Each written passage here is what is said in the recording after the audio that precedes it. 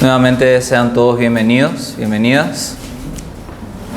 Entonces abrimos nuestras Biblias en la carta a los Colosenses, capítulo 4. Vamos a estar leyendo desde el versículo 2 hasta el versículo 6. Colosenses 4 del 2 al 6 estaremos leyendo. Dice así la palabra del Señor. Perseverad en la oración, velando en ella con acción de gracias, orando también al mismo tiempo por nosotros, para que el Señor nos abra puerta para la palabra, a fin de dar a conocer el misterio de Cristo, por el cual también estoy preso, para que lo manifieste como debo hablar. Andad sabiamente con los de afuera, redimiendo el tiempo. Sea vuestra palabra siempre con gracia, sazonada con sal, para que sepáis cómo debéis responder a cada uno. Nuestro texto de hoy comienza con una orden. ¿Cuál es esa orden? La orden es: perseverad en la oración. Perseverad en la oración. ¿Cuántos de nosotros estamos acatando esta orden? ¿Cuántos de nosotros realmente estamos perseverando en la oración? Este es el primer desafío que debemos llevar a nuestras casas el día de hoy. Y este es un tema recurrente prácticamente en toda la Biblia. Se resalta la importancia de la oración. Y es que hay algo en la oración. Hay algo que lo vuelve una necesidad para todo hijo de Dios. Muchos han intentado definir qué es la oración, cuál es su propósito. Algunos dicen que la oración mueve la mano de Dios.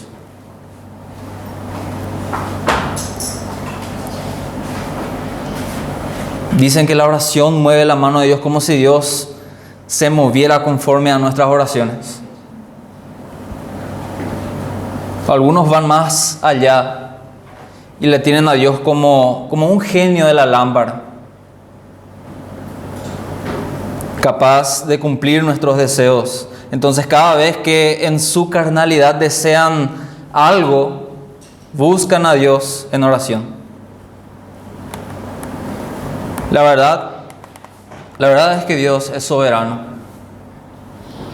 y Él no se mueve conforme a nuestros deseos. No se mueve conforme a nuestros deseos egoístas.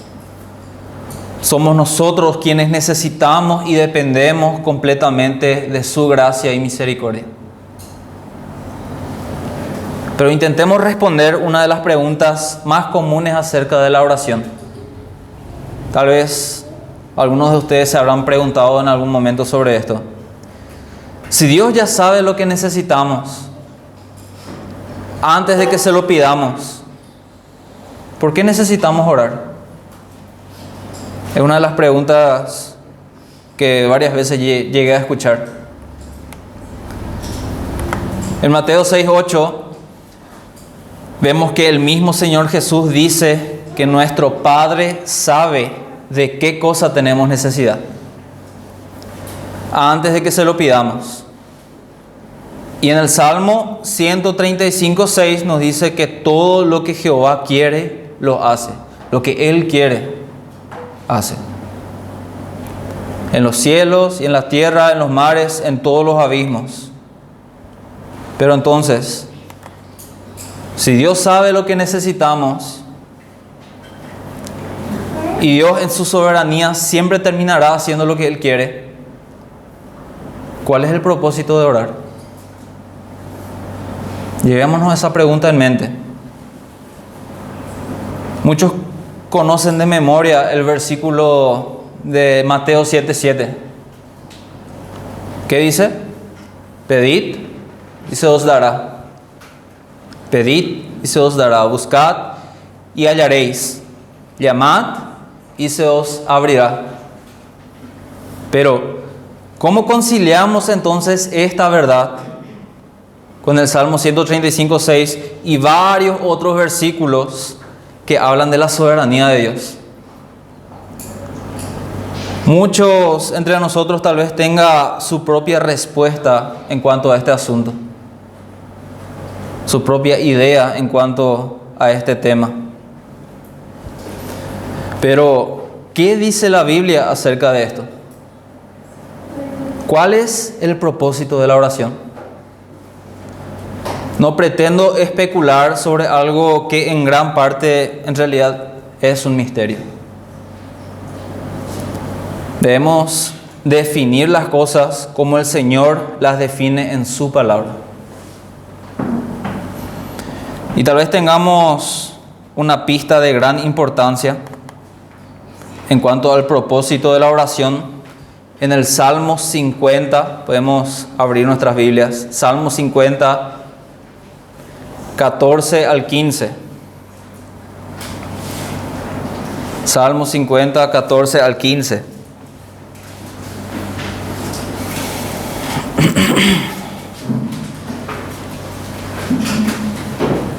Dice el Salmo 50, versículo 14 y 15: sacrifica a Dios alabanza y paga tus votos al Altísimo, e invócame en el día de la angustia.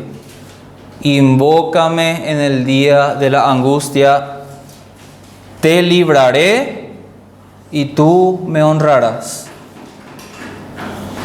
El propósito de invocar al Señor, el propósito de orarle al Señor, acercarnos al Señor en oración, es que cuando Él nos da lo que necesitamos, cuando Él responde esa oración, la honra se la lleva totalmente el Señor. Nosotros como siervos terminamos honrándole al Señor.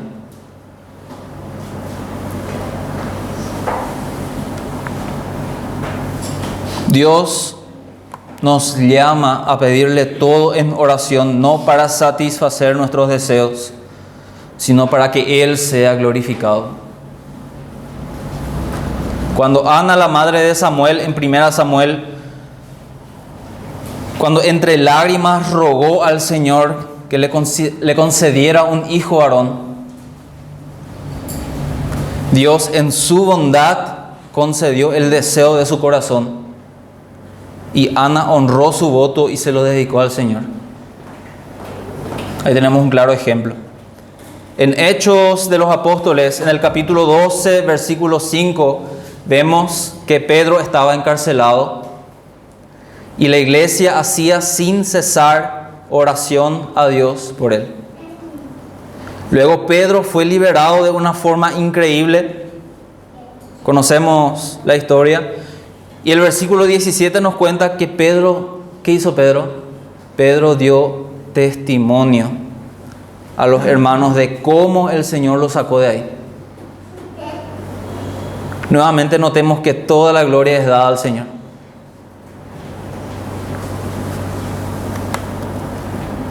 Cuando el Señor Jesús dice a sus discípulos en Mateo 26:41, velad y orad para que no entréis en tentación. El espíritu a la verdad está dispuesto, pero la carne es débil. Nos enseña que por medio de la oración podemos vencer las tentaciones que abruman nuestra carne. Pero al hacerlo, no nos llevamos nosotros la gloria. Si vencemos esa tentación, no nos llevamos nosotros esa gloria, hermanos. Es el Señor a quien debe ser dada toda la honra y gloria, porque Él nos ayudó a vencer esa tentación. No es nosotros con nuestra fuerza, no es nosotros con nuestra capacidad. Es el Señor quien se lleva toda la honra y gloria, porque Él por medio de su Espíritu Santo nos da esa fuerza.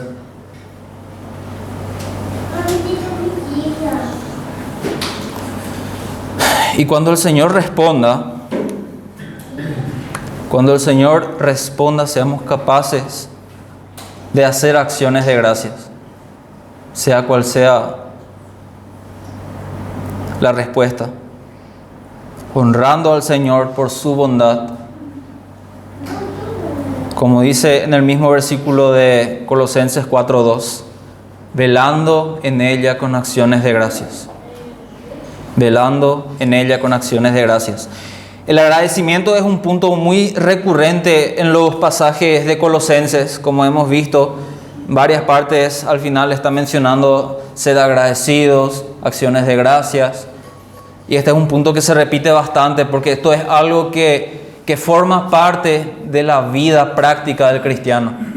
Ser agradecido. Uno solamente es agradecido cuando sabe que recibió algo bueno, cuando sabe que debe ser agradecido.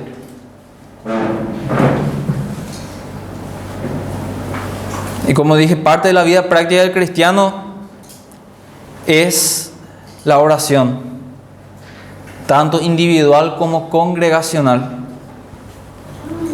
Y en el contexto de la carta, Pablo anima a la iglesia a orar juntos y pide que oren por su ministerio. Dice, orando también al mismo tiempo por nosotros, para que el Señor nos abra puerta para la palabra, a fin de dar a conocer el ministerio de Cristo, por el cual también estoy preso. Una pregunta interesante podría ser: ¿acaso no era suficiente con que solamente Pablo esté orando por su ministerio? ¿Acaso no era suficiente? ¿Por qué Pablo, siendo él el apóstol de los gentiles, él se humilla todavía y pide a la iglesia que también estén orando por el ministerio de Pablo? ¿Acaso, prestemos bien atención, acaso es más probable convencer a Dios si más personas oran por lo mismo? Y no, hermanos, no se trata de una solicitud donde todos firman al pie de la página. No se trata de juntar firmas. Mis hermanos, mientras más personas ruegan e interceden, más personas están honrando al Señor. Y créanme, si en verdad sos un creyente, si en verdad somos creyentes, nuestro mayor deseo será que Dios sea glorificado por medio de nuestra vida. Tu mayor deseo será que Dios sea glorificado por medio de tu vida.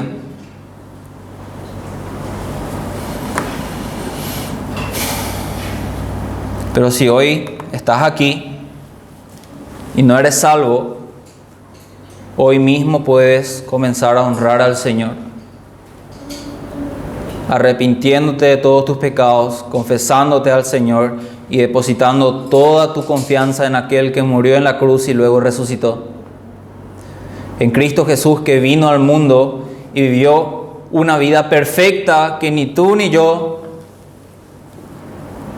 nunca podríamos vivir. Y se dio a sí mismo como sacrificio por los pecados de todo aquel que cree. A partir de ahí tendrás una línea de comunicación directa con el Creador del universo. Y como hijo suyo buscarás de todo corazón honrar a tu Padre Celestial y darle toda la gloria. Hermanos, por medio de la oración podemos acercarnos a Dios. Y esto basta y sobra. Podemos acercarnos al Señor en oración, en el nombre de nuestro Señor Jesús, pues solo en su nombre tenemos acceso al Padre. Todo lo que pidiereis al Padre en mi nombre lo haré, Y nuevamente, atención a este detalle. Todo lo que pidiereis al Padre en mi nombre lo haré, para que el Padre sea glorificado en el Hijo. Nuevamente ahí, el propósito de la oración. Y no se trata de pedir que ahora mismo caiga del cielo una maleta llena de dinero para resolver nuestros problemas, sino que todo lo que permita el avance del reino de Dios en la tierra nos será dado para que el Padre sea glorificado en Cristo.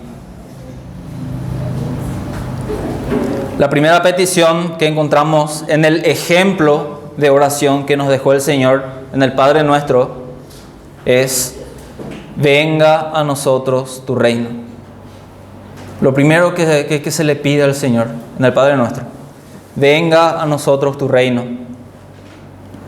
Y es que el reino de Dios y su avance en este mundo debe ser prioridad de todo cristiano.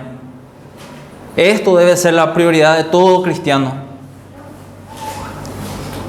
Que el reino de Dios siga avanzando.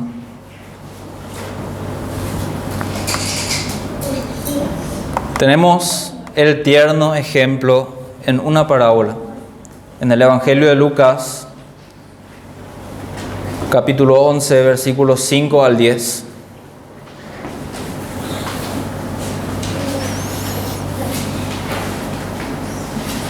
El Evangelio de Lucas, capítulo 11, versículos 5 al 10, dice: les dijo también, está Jesús hablando, el Señor Jesús está hablando, y dice: les dijo también, ¿quién de vosotros que tenga un amigo va a él a medianoche y le dice: amigo, préstame 3 panes? Porque un amigo mío ha venido a mí de viaje y no tengo qué ponerle delante.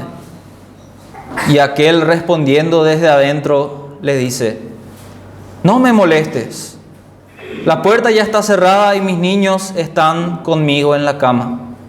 No puedo levantarme y dártelos. Os digo, dice el Señor Jesús, que aunque no se levante a dárselos por ser su amigo, sin embargo, por su importunidad, se levantará y le dará todo lo que necesite. Y yo os digo: pedid y se os dará, buscad y hallaréis, llamad y se os abrirá. Ahora les pregunto, hermanos, ¿quiénes seríamos nosotros en esta historia? ¿Quiénes seríamos nosotros en esta historia? ¿Acaso somos el que llama desde afuera en la puerta? ¿Acaso somos los que están tocando la puerta para que el amigo le abra y le dé el pan? De ninguna manera. Nosotros somos los niños que están allá acurrucados en la cama al lado de su padre. Que sin importar la hora, si decimos: papá, tengo hambre, o papá, tengo sed, Él nos dará de todo lo que necesitamos y nosotros lo glorificaremos.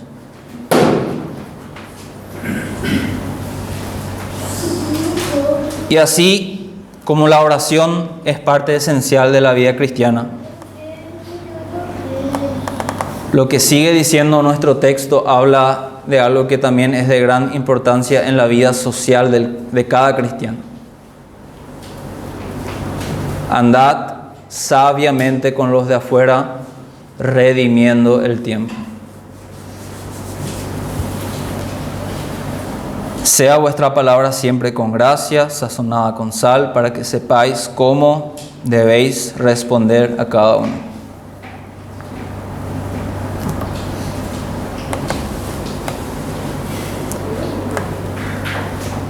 Mis hermanos, al Señor le importa cómo nos comportamos. Al Señor le importa cómo nos comportamos y cómo nos conducimos con los de afuera. Pensemos por un momento. Somos creyentes, somos llamados hijos de Dios, cristianos, conocemos la gracia del Señor. Si no nos comportamos como es digno del Evangelio, estaríamos pisoteando nuestra confesión de fe y deshonrando al Señor. Analicemos por un momento. El apóstol Pablo, en su carta a los Colosenses, se la pasó combatiendo la falsa doctrina por medio de la verdad del Evangelio. Si miramos la carta, pareciera que luego de aclarar el asunto de la falsa doctrina, pareciera como que cambia de tema y empieza a darles simplemente algunas recomendaciones para que se comporten mejor. Y ya saben, hijos, obedezcan a sus padres, padres no exasperen a sus hijos, mujeres estén sujetas a sus maridos, etc. Pero en realidad, que Pablo haya empezado poniendo en orden la doctrina, y posteriormente ciertas conductas de la vida social de los creyentes, tiene mucho sentido. Tiene mucho sentido. Estoy convencido de que todo lo que todos nosotros necesitamos para ser mejores cristianos es una mejor comprensión del glorioso Evangelio de nuestro Señor Jesús. Nadie puede decir, yo ya comprendo al 100% el Evangelio. ¿Quién se animaría o se atrevería a decir eso? Ni siquiera los mejores teólogos, los que realmente entienden, se animan a decir, yo entiendo a la perfección el Evangelio. Porque es algo que de este lado del mundo, en esta vida, con nuestra mente y entendimiento limitado, oscurecido, no vamos a poder comprender en su totalidad. Pero mientras más lo entendamos, más cerca vamos a estar de Cristo. Y ese es nuestro deber. Más vamos a parecernos a Cristo. Y en el contexto de Colosenses, lo que Pablo les pide a los colosenses es que conforme a este evangelio que ellos originalmente han recibido, caminen en su nueva vida conduciéndose sabiamente con los incrédulos, redimiendo el tiempo. Y esta frase es de gran importancia. Para un mejor entendimiento de este pasaje, la expresión redimiendo el tiempo se usaba en el comercio para aprovechar cada oportunidad al máximo. Como cuando alguien compra algo valioso en el mercado antes de que alguien más lo compre y se acabe. Eso es lo que se usaba, para eso es que se usaba esa expresión. Es decir, al conducirnos sabiamente con los de afuera, debemos aprovechar cada momento al máximo para hacer luz para esas personas y así testificar a Cristo.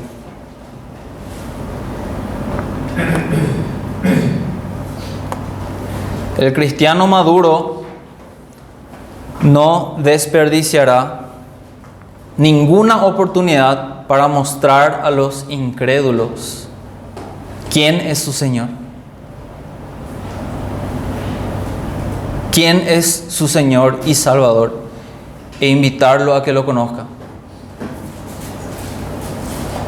Pero lastimosamente hay un problema serio hoy en día en muchas congregaciones. Y es que en lugar de ser luz, en lugar de ser el mismo reflejo de la gracia de nuestro Señor Jesús. Muchas personas van a las iglesias cristianas porque desean oír ese mensaje de gracia y paz, pero lo único que terminan oyendo es ruido. Lo único que terminan oyendo es ruido. Ray Ortlund, en su libro El Evangelio, justamente el libro que estamos estudiando entre los hombres, hace mención a Whittaker Chambers, otro escritor también, que habla de una joven mujer alemana cuyo padre pasó de ser un ferviente procomunista a un vigoroso anticomunista. ¿Por qué? Ella dijo: te reirás de mí, pero no debes reírte de mi padre. Una noche en Moscú oyó gritos. Eso es todo. Simplemente una noche oyó gritos. A esto Ray Ortlund agrega: esto también sucede en nuestras iglesias. La gente viene para escuchar las buenas noticias. Viene para escuchar el Evangelio. Pero luego escuchan gritos. Escuchan gritos de angustia y desesperación en iglesias que predican el Evangelio en teoría, pero que infligen dolor en la realidad. El padre de la mujer alemana, para explicar un poco mejor, oyó gritos probablemente de personas siendo torturadas a causa del comunismo. Lo que él oyó impactó tanto su vida que decidió oponerse totalmente al comunismo. ¿No les parece que ocurre lo mismo con muchos no creyentes que vienen a buscar respuestas a sus preguntas y lo único que terminan oyendo es hipocresía y puro ruido? Hoy en día es urgente que las iglesias pongan en marcha la cultura del Evangelio. Es decir, la práctica de la sana doctrina de la que muchos tantos se jactan.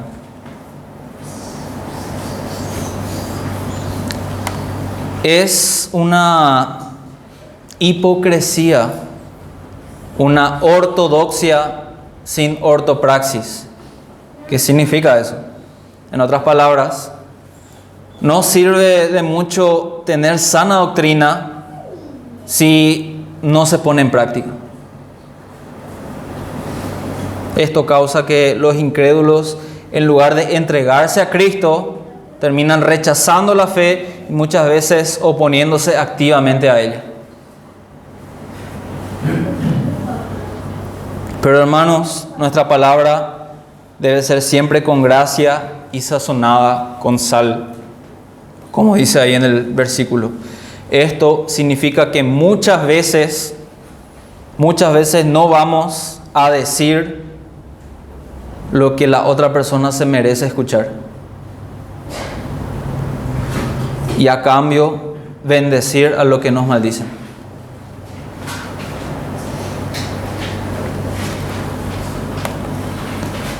Si solo bendecimos a los que nos bendicen, no hay nada de extraordinario en eso.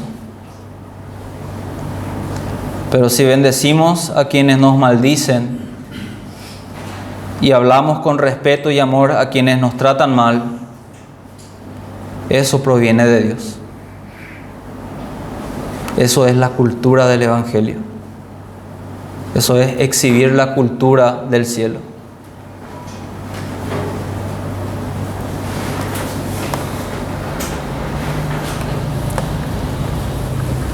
Así que el desafío está ahí, hermanos.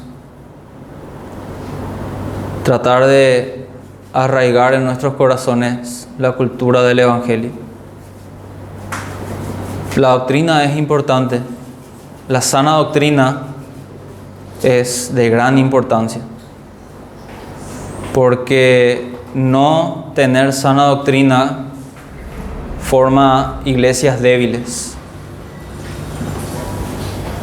No tener sana doctrina forma iglesias débiles, que ante cualquier viento, ante cualquier tempestad, ante cualquier dificultad, muchos caen, muchos se apartan, muchos caen en pecado. La sana doctrina es importante, pero la sana doctrina debe ir acompañado de la práctica de la sana doctrina. Y déjenme decirles, hermanos, en gran parte eso es responsabilidad de cada uno de nosotros. El Señor obra en nuestros corazones. El Señor ya nos da la fuerza para poder obrar conforme a la cultura del cielo, conforme a la cultura del Evangelio, conforme a nuestra confesión de fe, si decimos ser cristianos. El Señor ya nos da ese poder, pero es nuestra responsabilidad levantarnos y poner en práctica nuestra conducta fuera de la iglesia, nuestra conducta frente a los no creyentes, nuestra forma de comportarnos con cada uno de los que están afuera, nuestro amor desinteresado hacia los demás. Ser sal, ser luz en este mundo que se está pudriendo cada vez más.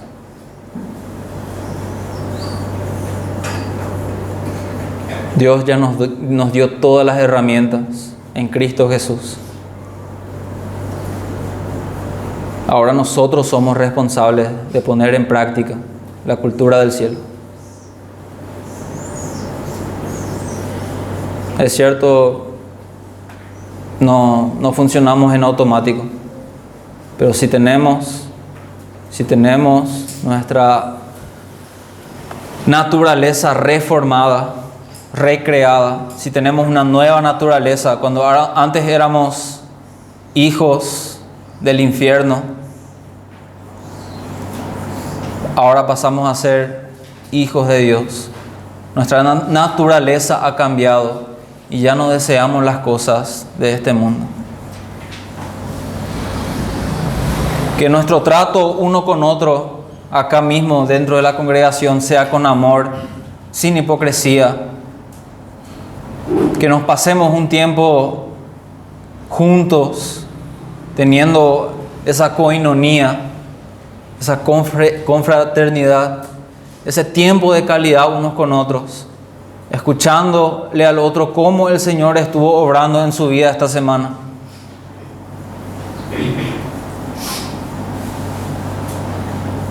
Amaos unos a otros, dice el Señor.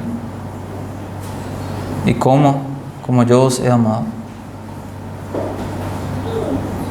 Entonces, este es el desafío que les quiero dejar para hoy, para esta semana y para el resto de sus vidas. Vamos a ponernos en pie.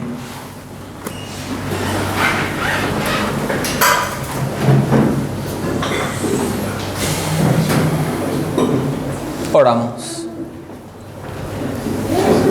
Señor Dios Todopoderoso, nos acercamos a ti con toda confianza, como hijos tuyos, y rogamos, Señor, por tu ayuda. Rogamos, Padre, que nos ayudes a perseverar en la oración, para vivir una vida que sea para tu honra y gloria, Señor. Y que en cada detalle de nuestra vida, en cada cosa que hagamos en nuestra vida, todo te glorifique, Señor. Y podamos ser luz y sal para los que aún no creen en ti, Señor. Para los que aún no han recibido realmente de tu evangelio. Ayuda a esta iglesia, ayuda a que podamos afirmar nuestra cultura como hijos tuyos, la cultura del Evangelio. Guarda nuestros corazones, Señor, de toda tentación. Ayúdanos a vivir conforme a tu voluntad y bendice esta congregación. Te adoramos, Señor, en el nombre de Cristo Jesús. Amén.